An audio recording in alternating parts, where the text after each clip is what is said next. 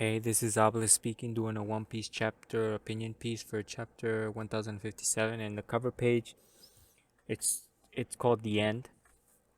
And there's a lot of controversial stuff about this chapter and some disappointing parts to it. And I guess we'll get to them.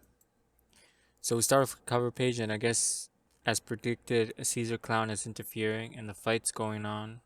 It appears Katakuri is taking the lead because we only see Katakuri here.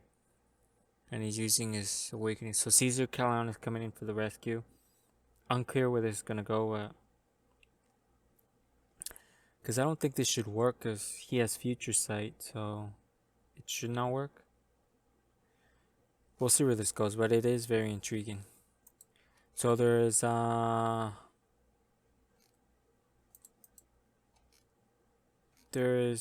many parts to this chapter is there? There's the Momonosuke's. Momonosuke and Kimi no, I guess they're included. There's the Yamato stuff. And then there's Luffy stuff, I guess. And then there's the Hyori.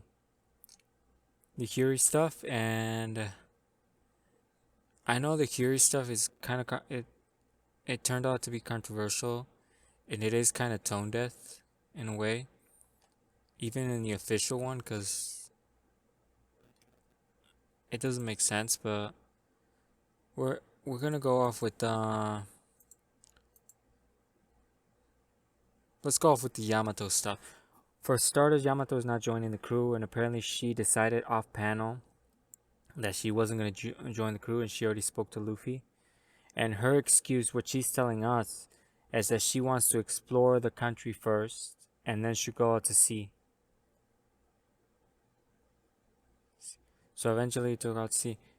In my opinion, this is really bad writing, because Yamato time and time again stated that she wanted to join the crew and set sail with them.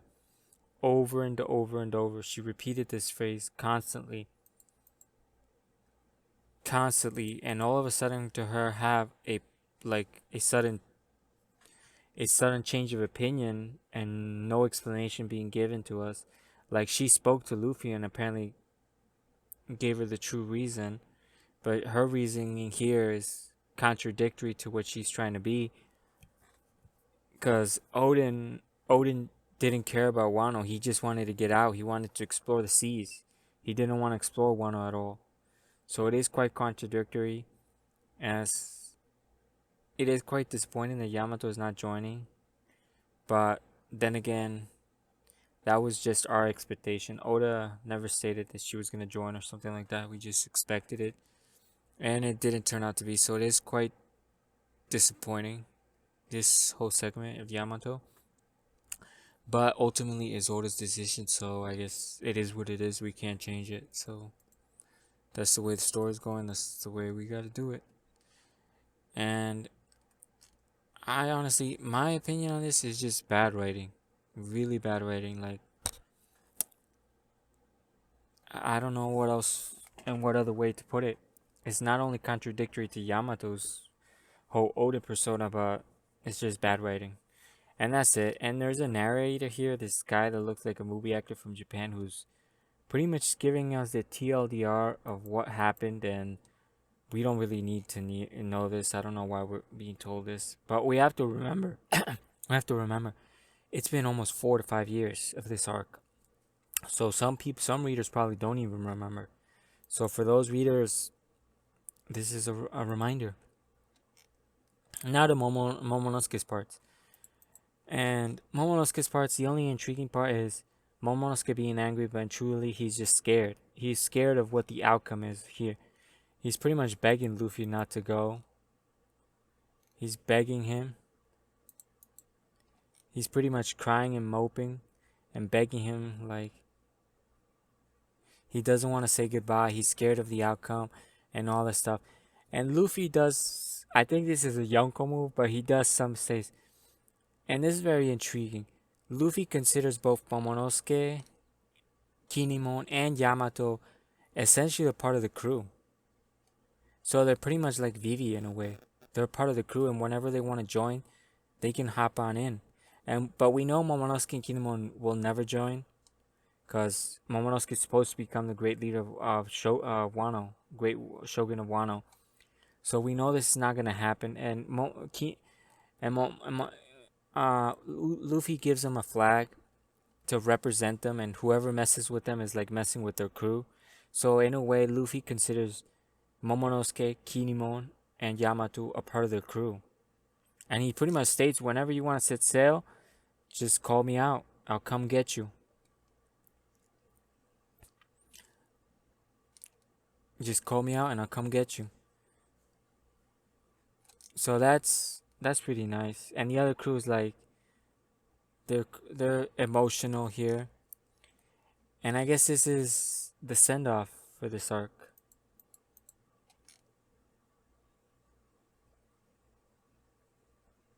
And and this is what the intriguing part here is pretty much watch out for him, Yamato, and he does, and this is very intriguing here.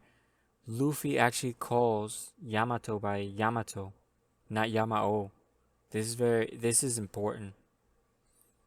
This is also a signifier that he does consider her a part of his crew.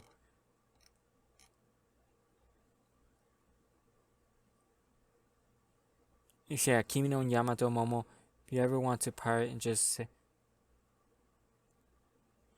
So, essentially, the other way I think Oda could be, this could be possibly good writing, is that Yamato will come into the story later. She'll pretty much do a Jinbei. She'll join the crew later. For example, let's say something happens to Wano and Yamato goes to inform Luffy or something like that. That could be because he says like yeah, because what's gonna happen once Yamato fully explores Wano Kuni, and I'm pretty sure Oda's gonna do a cover page of this. It would be a shame not to. I'm pretty sure he's doing a cover page. So in a way, we never left uh Wano Kuni. But that's that. I'm gonna leave that to that, and this is okay send off.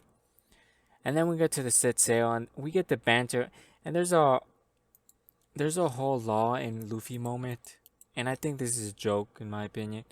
Like if we ever run into each other again out there, we're totally enemies. If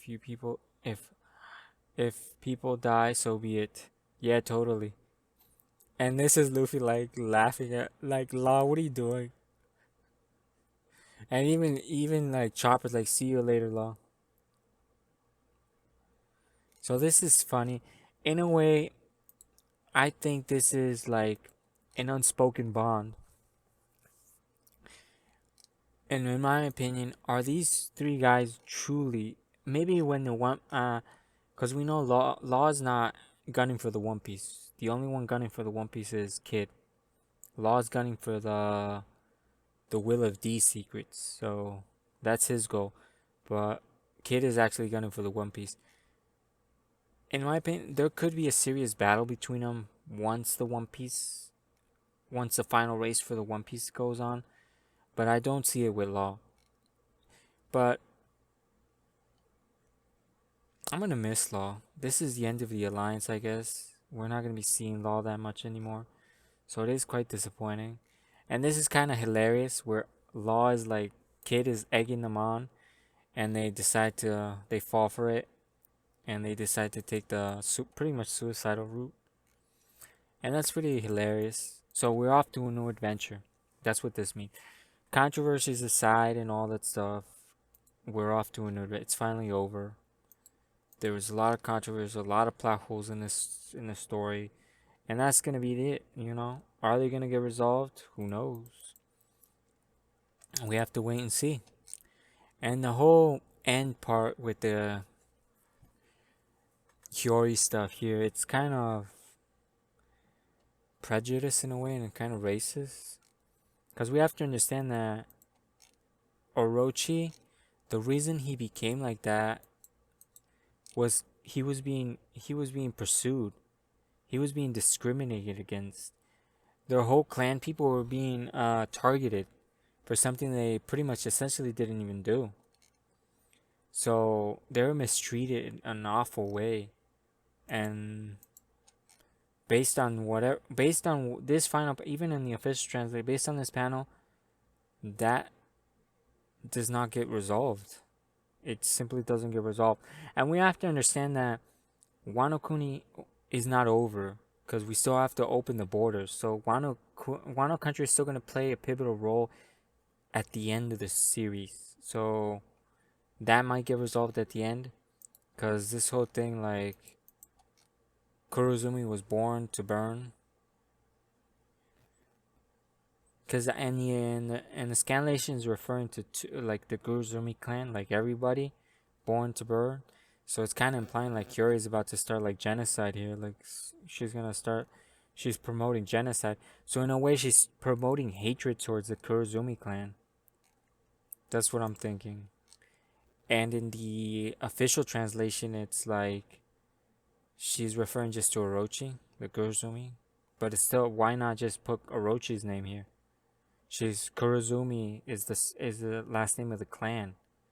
So very prejudiced because Green Bull was very prejudiced, and then we have the whole Zoro prejudice, and I don't know what Oda's trying to highlight here, but it's kind of strange.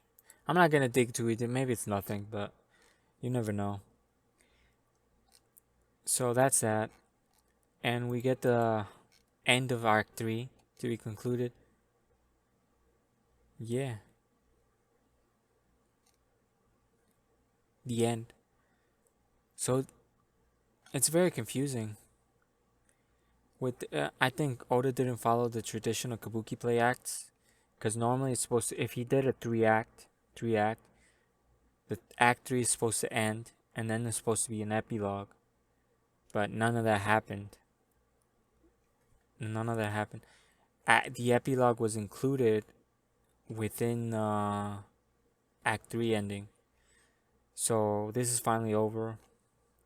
Hopefully in the next arc, there's a better structure, and Oda doesn't try to overreach with putting so many things. Cause there's so many plot holes. There's so much stuff he tried to do in this arc, and he just had when he realized he didn't have the time, or it was gonna take maybe 2 to 3 years more. He just like decided to like X him out, like cancel, like start deleting stuff. And this is why this in a way, Dressrosa is way better because all its plot points get resolved within the arc.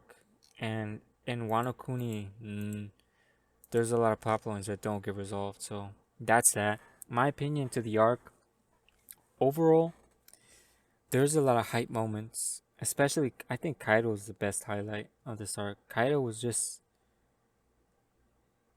a well-rounded antagonist.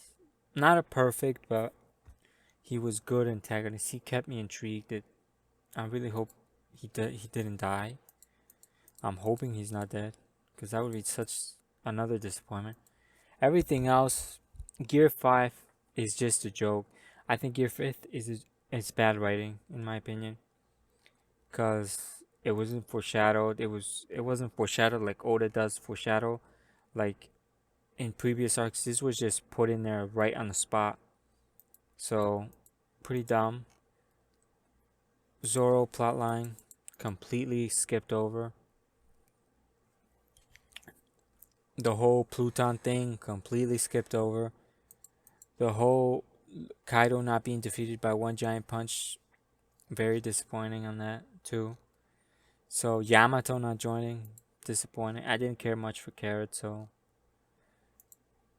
that's that. So overall for this chapter, I don't know. Because of the controversy, I'm gonna give it a 7. 7 points. That's it. That's all I can do. For the entire Wano Country arc, I think it's a 7. It's a 7. Because there's too many plot holes. There's too many things that should have happened but didn't happen, and that's that. Anyway, that's it for my opinion piece. I hope you liked it. Peace out. Have a nice day, and keep enjoying One Piece, I guess. Peace out.